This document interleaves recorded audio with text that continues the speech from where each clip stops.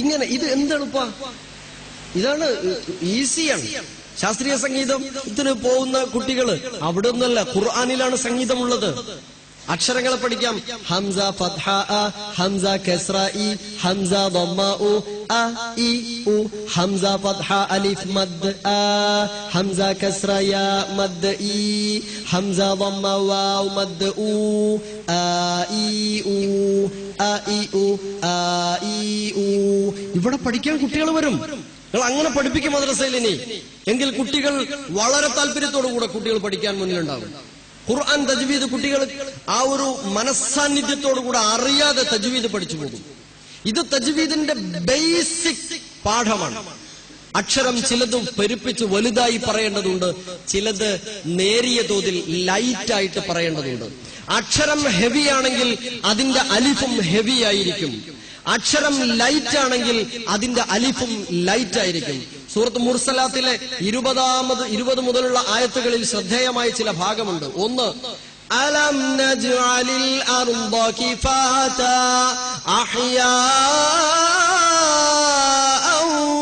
വഅംവാതാ വജഅൽനാ ഫീഹാ റവാസിയ ശാമിഖാതിൻ വഅസ്ഖൈനാകും മാഅൻ ഫുറാതാ.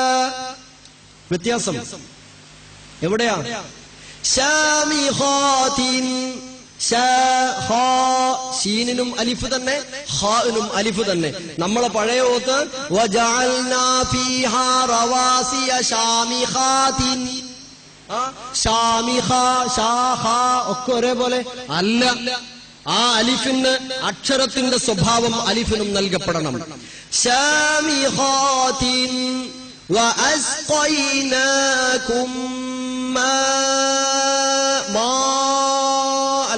ماء فراتا ഈ വ്യത്യാസം. ഒന്ന് ഹെവിയാണ് റാ, അതുകൊണ്ട് അതിന്റെ അലിഫും ഹെവിയാണ്. ഫുറാ ലൈറ്റ് ആണ്, അതുകൊണ്ട് അതിന്റെ അലിഫും ലൈറ്റ്. ഫുറാതാ ഫുറാതാ വഅമിലുസ് സാലിഹാത്തി സാലിഹാത്തി എന്നല്ല, എല്ലാം വളരെ എത്രമാത്രം ഹൃദ്യമായിരിക്കും തജ്വീദ് പാരായണം ചെയ്തുകൊണ്ട് പാരായണം ചെയ്യുമ്പോഴുള്ള വ്യത്യാസം. ഇനി അതിന്റെ മദ്ദുകളെ പരിശോധിച്ച് നോക്കുങ്ങള്. ഈ അലിഫ് മദ്ദായിരുന്നാലും യാ മദ്. സൂറത്തുൽ ഹാഖ നമ്മൾ എങ്ങനെയാ ഓതിയത് ഇന്നലെ വരെ?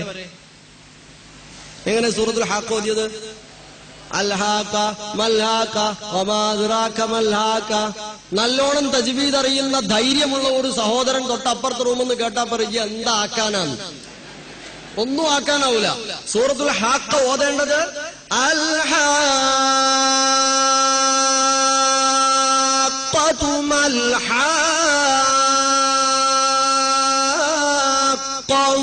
വമാ അദ്റാക മൽഹാഖ എന്ന് ദീർഘമായി, അഥവാ 3 സ്ഥലങ്ങളിലും 3 × 6 3 6 18. പിന്നെ ആ 3 ആയത്തുകളിൽ എത്ര അക്ഷരമുണ്ടോ 18 പ്ലസ് അത്രയും അക്ഷരങ്ങളുടെ സമയം വേണം. 3 ആയത്തും കൂടെ ഓതിയാൽ താഴത്തൊരു ആംബുലൻസും നല്ലതായിരിക്കും. നമ്മളെ മഗ്‌രിബ് നിസ്കാരത്തിനൊക്കെ ഈ 3 ആയത്ത് മതി, സമയമുണ്ട്. അതുകൊണ്ട് എന്റെ പ്രിയപ്പെട്ട സഹോദരീ സഹോദരങ്ങളോടും മുതിർന്ന രക്ഷിതാക്കളോടും എനിക്ക് ആവശ്യപ്പെടാനുള്ളത്, നേരമുള്ളപ്പോൾ ഓതാനിരുന്നാൽ മതി. നേരമില്ല ഞാനൊന്ന് ഓതട്ടെ എന്ന് പറഞ്ഞ് ഓടിപ്പോയി ഓടിത്തീർത്ത് ഓടിപ്പോവരുത്. ഇത് ഓത്തല്ല. അങ്ങനെ പാരായണം ചെയ്യാൻ പാടില്ല. സമയമുള്ളപ്പോൾ സമയമെടുത്ത് ഭംഗിയായി പാരായണം ചെയ്യണം.